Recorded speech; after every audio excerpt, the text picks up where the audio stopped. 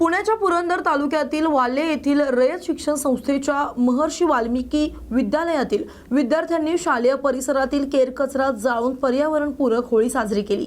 विद्यार्थ्यांनी कचऱ्याची होळी पेटवून समाजासमोर आदर्श ठेवलाय। तसेच केमिकल युक्त रंगाऐवजी नैसर्गिक रंगाचा वापर करण्याबाबत व पाण्याचा अपव्यय टाळण्यासाठीची शपथ यावेळी विद्यार्थ्यांनी घेतली आहे। पर्यावरण वाचवा संदेश देण्यासाठी वाले येथील महर्षी वाल्मिकी विद्यालयातील विद्यार्थ्यांनी गुरुवारी विद्यालयाच्या परिसरातील कचरा संकलित करून शाळेच्या आवारात कचरा जाळून पर्यावरणपूरक होळी विद्यार्थ्यांनी साजरी करून समाजासमोर नवा आदर्श ठेवलाय। कल्पकतेने रचलेला कचरा, गोवऱ्या, विविध प्रकारची फुले, सभोवती रंगबिरंगी रांगोळी, पूजा व होळी पेटल्यानंतरचा जल्लोष अशा उत्साही वातावरणात होळी साजरी झाली।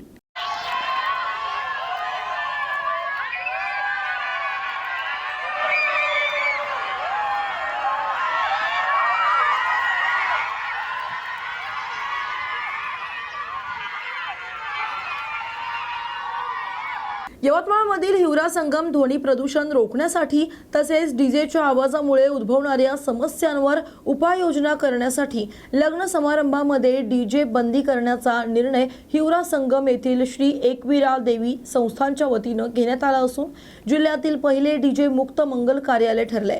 लग्न समारंभ, वाढदिवस सोहळा यांसह महापुरुषांच्या जयंत्या, धार्मिक कार्यक्रमांमध्ये डीजे वाजवणं दिवसेंदिवस वाढत चालले। डॉल्बी डीजेच्या कर्कश आवाजानं ध्वनी प्रदूषणात वाढ होऊन हृदयरोग, उच्च रक्तदाब, मिरागीचा आजार असलेल्या रुग्णांना तसेच वयोवृद्ध नागरिक, गरोदर महिला, लहान मुले यांना यांच्या जीवाला धोका निर्माण झालाय।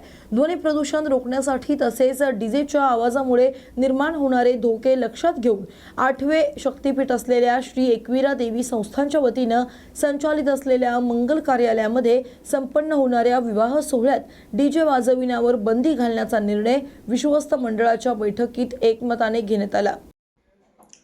आज एकविरा देवी संस्थानला मासिक मीटिंग आमची जी असते त्यामध्ये एक महत्त्वपूर्ण निर्णय आज घेण्यात आला।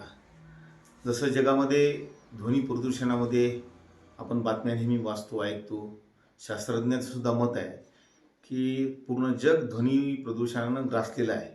म्हणून एकविरा देवी संस्थानचं मंगल कार्यालय मागील 20 वर्षापासून चालू आहे आणि आजकाल विवाह समारंभ असो, इतर कुठलेही समारंभ असो, त्यामध्ये डीजेचा प्रस्त खूप वाढला आहे आणि त्यामुळे एकविरा देवी संस्थानच्या सर्व विश्वस्तांनी डीजे विरहित या ठिकाणी लग्नाला परवानगी देण्याचा निर्णय घेतला आहे आणि आजपासून जे नंतरचे विवाह होतील, ज्यांनी डीजे लावत असतील त्याला या लग्न कार्यालयामध्ये मंदिराच्या विवाह कार्यालयामध्ये त्यांना परवानगी मिळणार नाही आणि अशी प्रतसुद्धा आम्ही पोलीस स्टेशन माननीय जिल्हाधिकारी यांच्याकडे पाठवणार आहे।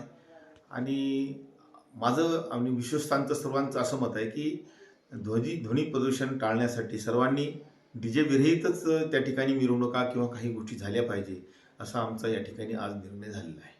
आर्णी शहरातील शास्त्रीनगर मधील एका शाळेत शिकणारे अल्पवयीन मुलीचे डोके दुखत असल्यामुळे गोळी घेऊन देण्याच्या बहाण्याने शहराबाहेरने जबरदस्तीने अश्लील चाळे करत तिचा विनयभंग केल्याची धक्कादायक घटना शहरातील महाळुंगी पॉइंट जवळ घडली आहे। रामचंद्र भोयर वय 29 वर्ष व विधी संघर्ष बालक दोघेही राहणार भांबोरा, तालुका घाटंज असं आरोपींचं नाव आहे। तर पीडितेच्या फिर्यादीवरून आर्णी पोलिसांनी आरोपींविरुद्ध विविध कलमान्वये गुन्हे दाखल करून आरोपीस अटक केली आहे। पुढील तपास आर्णी पोलीस करत आहेत। दिनांक 11/3/2025 रोजी पोस्टे आर्णी येथे तक्रार प्राप्त झाली की एका शाळकरी मुलीचा विनयभंग झाल्याची तक्रार प्राप्त झाल्यावरून सदर प्रकरणी कलम 74-75 3-5 BNS तसेच सहकलम 8-12 पोक्सो अंतर्गत सदरचा गुन्हा नोंद करून सदर गुन्ह्यातील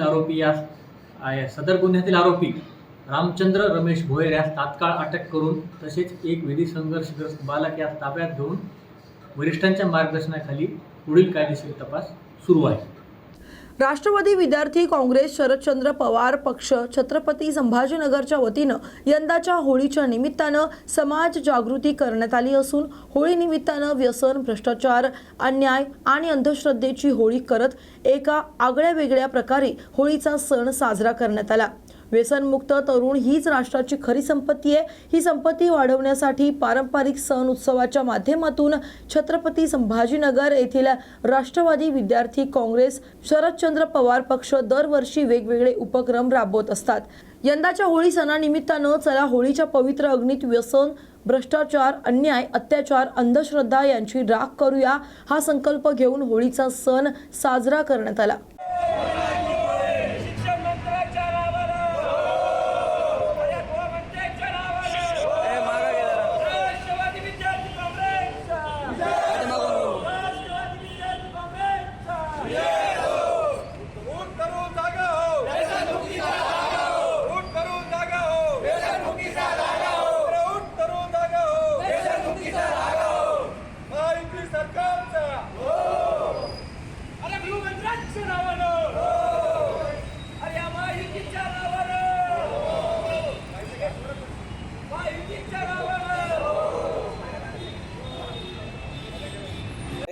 मागील 4 वर्षापासून आम्ही या ठिकाणी आपलं होळीचं दहन करतोय.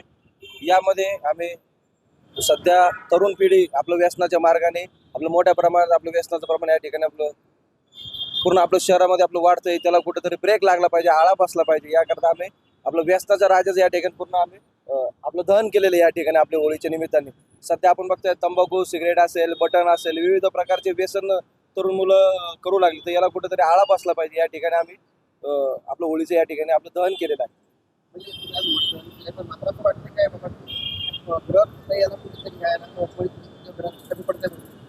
100% आपलं ग्रह खात्याचं पाहिजे तेवढं लक्ष नाही. बरेचशा आपलं महाविद्यालयाच्या कॅम्पसमध्ये असेल, त्या कॅम्पसच्या आपला बाहेरचा जो परिसर असेल, कुठेतरी बघा एक 5-10 जणांचं काही टोळके असतात की जे काही आपलं व्यसन करतात. त्यानंतर आपले विद्यार्थ्यांनी जे छेड काढतात.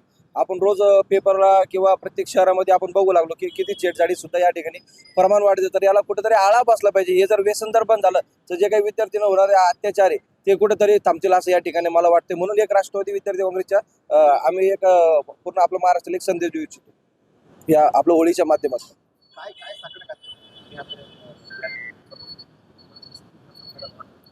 होळीचं आम्ही एकच पूर्ण या आपल्या राज्य शासनाला विनंती की तुम्ही लवकरात लवकर जे काही बटन वगैरे जे काही असे अंमली पदार्थ आहे त्याला कुठेतरी आळा घातला पाहिजे. जेणेकरून म्हणजे ते पदार्थ वरून जर कंपनीतून जर पूर्णतः बंद जर झाले तर खाली आपलं प्रत्येक दुकानात टपऱ्यामध्ये यायचं काही पूर्ण आपला विषयच राहत नाही. आणि या सरकारला अशी विनंती की जिथं काही दिसेल असे अंमली पदार्थ जे आपले सेवन करताना तुम्ही तात्काळ त्यांच्यावर कारवाई करा की हा पक्षाचा तो आपला याचा कार्यकर्ता यांना कुठंही आपण पाठीशी न घालता त्यांच्यावर ऍक्शन घेतली पाहिजे.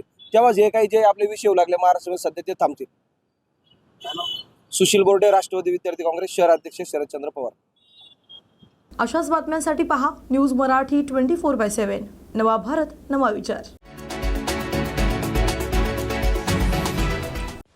नमस्कार, मी कमलेश तुकाराम सावंत. न्यूज मराठी 24/7 आपल्या वर्धापन दिन सोहळ्यानिमित्त सर्व कलाकारांना आपली कला महाराष्ट्रासमोर सादर करण्याची संधी घेऊन येत आहे. कलावैभव महाराष्ट्राचा ह्या संस्थेने सर्व कलाकारांसाठी मोठी एकपात्री स्पर्धा भरवलेली आहे. या स्पर्धेचं आयोजन आमचे लेखक दिग्दर्शक मित्र निखिल कटारे करीत आहेत. या स्पर्धेचं पहिलं पारितोषिक आहे 51,000 रुपये, द्वितीय पारितोषिक आहे 21,000 रुपये, तृतीय पारितोषिक आहे 11,000 रुपये आणि बरीच उत्तेजनार्थ आणि लक्षवेधी पारितोषिके देण्यात येणार आहेत. तेव्हा सर्व कलाकारांना माझी नम्र विनंती आहे की जास्तीत जास्त संख्येने या स्पर्धेत आपण सामील व्हा. धन्यवाद.